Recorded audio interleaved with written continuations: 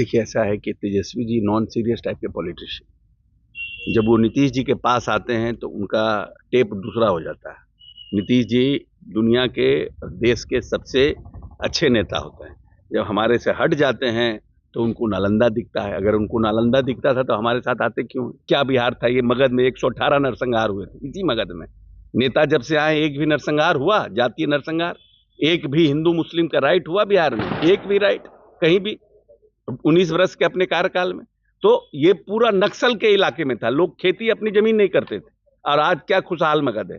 तो हम तो ये विकास पर वोट मांग रहे हैं कि हमको 5,000 करोड़ का सहायता भी दिया है, जो हम बार बार कहते थे या तो हमें विशेष राज्य का दर्जा मिले या हमें विशेष सहायता मिले। तो उसके तरफ भारत सरकार ने भी अपना हाथ बढ़ाया है।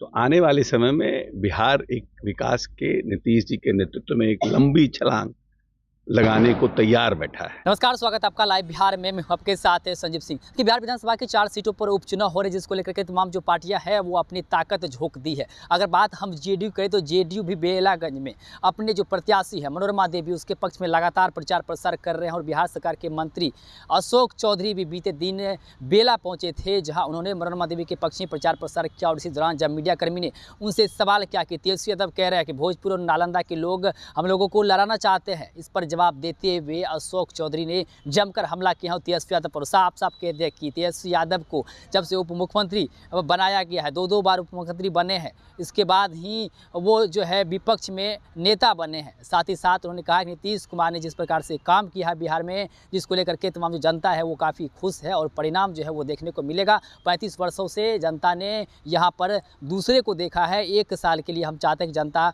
हम लोगों को भी मौका दे, परिणाम सबको पता चल जाएगा। क्या कुछ कह रहे हैं, तमाम सवाल का जवाब देते हुए मंत्री अशोक चौधरी, आइए आपको सुनाते हैं। पर हमारे प्रत्याशी हैं और लगातार 1 नंबर पर बनी हुई हैं। 23 तारीख को भी 1 ही नंबर पर रहेंगे। पूरा बेलागंज और में बदलाव का, परिवर्तन की हवा बह रही है। सब लोग परिवर्तन चाहते हैं। 35 साल से उन्होंने किसी को प्रतिनिधित्व दिया था। उनका प्रतिनिधित्व कैसा था ये तो जनता के बीच जाने से पता चलता है कैसा था। हम समझते हैं कि हम माननीय नीतीश कुमार जी के नेतृत्व में जो एनडीए की सरकार है, जिससे भारतीय जनता पार्टी के माननीय प्रधानमंत्री जी ने भी बिहार के प्रति इस लोकसभा चुनाव के बाद जो अपना कंसंट्रेशन बनाया है, ध्यान केंद्रित किया है, और अभी हमको 5,000 करोड़ का सहायता भी दिया है, जो हम बार बार कहते थे या तो हमें विशेष राज्य का दर्जा मिले या हमें विशेष सहायता मिले। तो उसके तरफ भारत सरकार ने भी अपना हाथ बढ़ाया है। तो आने वाले समय में बिहार एक विकास के नीतीश जी के नेतृत्व में एक लंबी छलांग लगाने को तैयार बैठा है। और इस लंबी छलांग में बेलागंज की भी अपनी भूमिका होनी चाहिए, क्योंकि जब आप जिस नेता के काम को देखने के बाद उनके एक सीट से तो न जीतना है, सरकार गिरनी है न बननी है, लेकिन एक सीट से माननीय नेता का और एनडीए का मनोबल बढ़ेगा। क्योंकि पिछले चुनाव में इस मगध में एनडीए को 1 सीट नहीं आई थी और इस बार 1 साल का मौका है। 35 साल उनको देखें, हमको सिर्फ 1 साल दीजिए। 1 साल में अगर 35 साल के बदले बदलाव नहीं दिखेगा तो अगली बार हम लोग वोट मांगने नहीं आएंगे। यही हम जनता के बीच कह रहे हैं। आज भोजपुर और नालंदा वाले लोग हम लोग को लड़ाना चाहते हैं, लेकिन हम लोग नहीं लड़ेंगे। इशारा आप भी समझ रहे हैं। देखिए, ऐसा है कि Tejashwi ji non serious type के पॉलिटिशियन, जब वो नीतीश जी के पास आते हैं तो उनका टेप दूसरा हो जाता है। नीतीश जी दुनिया के देश के सबसे अच्छे नेता होते हैं। जब हमारे से हट जाते हैं तो उनको नालंदा दिखता है। अगर उनको नालंदा दिखता था तो हमारे साथ आते क्यों?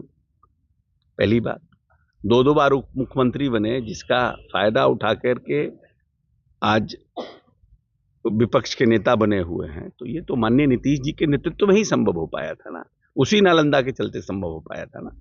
तो ये कहना कि जो मैंडेट जनता देती है उसको किसी क्षेत्र के साथ जोड़ करके बोलना हमको लगता है सही बात नहीं। अभी उनको और परिपक्वता, राजनीतिक परिपक्वता चाहिए और बयान देने में हमेशा संयम रखना चाहिए। किसी के ऊपर अगर आप विरोधी हैं तो ऐसा बयान मत दीजिए कि आपको खुद ग्लानि हो भविष्य में। तो हम इन सब बयानों से हम विकास पर वोट मांगते हैं।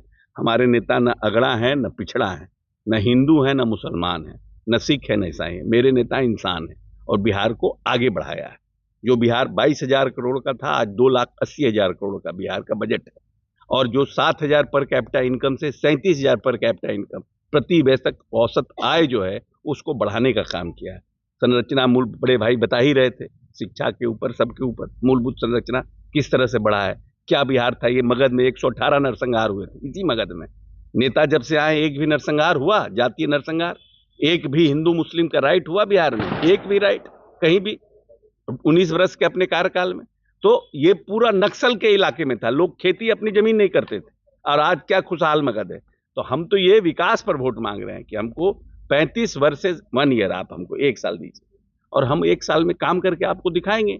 और अगर हमारा उपलब्धि नहीं रही 1 साल में कोई ऐसी बेला में, तो हमको अगले साल फिर मत दीजिएगा 25 में, फिर नवंबर में चुनाव। तो आपने सुना कि साफ तौर पे अशोक चौधरी ये कहते हुए नजर आ रहे हैं कि 35 साल से आप लोगों ने दूसरे को देखा शासन करते हुए, लेकिन एक बार हमें भी मौका दीजिए और 1 साल का मौका अगर देंगे तो आपको पता चल जाएगा कि हम लोग क्या कितना काम कर सकते हैं। और साथ ही साथ उन्होंने नीतीश कुमार की खूब तारीफ की और प्रधानमंत्री मोदी की भी खूब तारीफ की कि प्रधानमंत्री मोदी ने जिस प्रकार से बिहार को विशेष राज्य के दर्जा तो नहीं लेकिन विशेष पैकेज दिए हैं, जिसके बदौलत बिहार जो है अब तरक्की कर रहा है, ऊंचाई की नई बुलंदियों को छू रहे हैं। तमाम तरह के दावे करते जा रहा है अशोक चौधरी। आप भी सुन लेते क्या कुछ करते, आप अपनी राय प्रतिक्रिया हमें कमेंट बॉक्स के माध्यम दे सकते हैं। आप देखते लाइव बिहार, बहुत बहुत धन्यवाद।